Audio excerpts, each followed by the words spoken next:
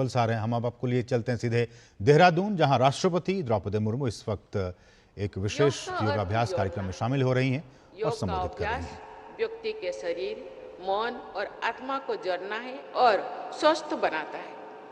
इसी प्रकार ये एक व्यक्ति को दूसरी व्यक्ति से, एक समुदाय को दूसरे समुदाय से और एक देश को दूसरे देश से जोड़ना काम भी कर रहा है।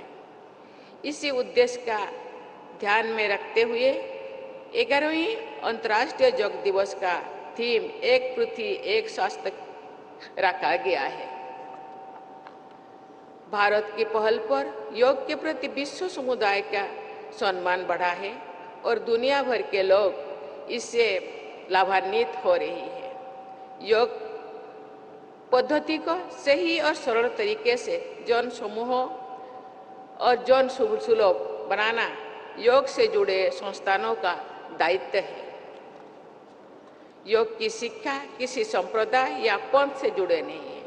कुछ लोग भ्रांतिवश योग को किसी विशेष संप्रदाय से जोड़ते हैं, परंतु ऐसा बिल्कुल भी नहीं है। योग स्वस्थ जीवन जीने की कला है, जिसे अपनाने से मनुष्य के शरीर, मन और समग्र व्यक्तित्व को लाभ मिलता है। आज का दिन एक सिंबलिक रूप में योगाभ्यास किया जाता है अंतर्राष्ट्रीय स्तर पे, लेकिन मैं सबको अनुरोध करना चाहती हूँ, योग ऐसा चीज है जैसे कि हम खाना पीना सोना एक नित्य कार्यक्रम जिंदगी जीने के लिए चाहिए। मुझे लगता है योग भी जिंदगी जीने का एक हिस्सा बनाना चाहिए। कहा जाता है योगा से ही होगा, स्वास्थ्य ही संपदा। इसलिए इस संपदा को स्वस्थ रखना हम लोगों का कर्तव्य होना चाहिए। इसलिए योग एक माध्यम भी होना चाहिए।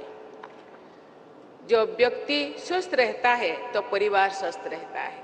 जब परिवार और समाज स्वस्थ रहते हैं तो देश स्वस्थ रहता है। सर्वे सन्तु निरामया की सोच का यही लक्ष्य है कि सभी लोग स्वस्थ और रोगमुक्त रहे। इस सोच को साकार करने में योग का रास्ता बहुत उपयोगी है। यही सभी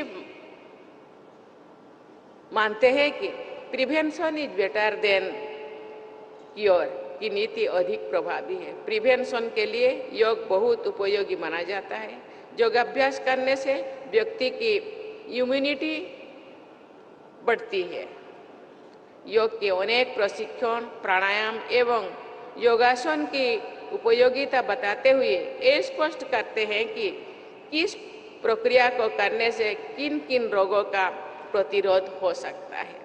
आजकल जीवनचर्या से जुड़ी बीमारियां बढ़ रही है।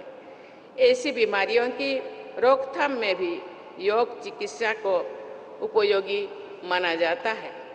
आज यहाँ उपस्थित सभी लोग योग को जीवन का अभिन्न अंग बनाएंगे और अन्य लोगों को भी योगाभ्यास के लिए प्रेरित करेंगे। इसी विश्वास के साथ मैं अपनी वाणी को विराम देती हूँ। सभी स्वस्थ रहे, प्रसन्न रहे।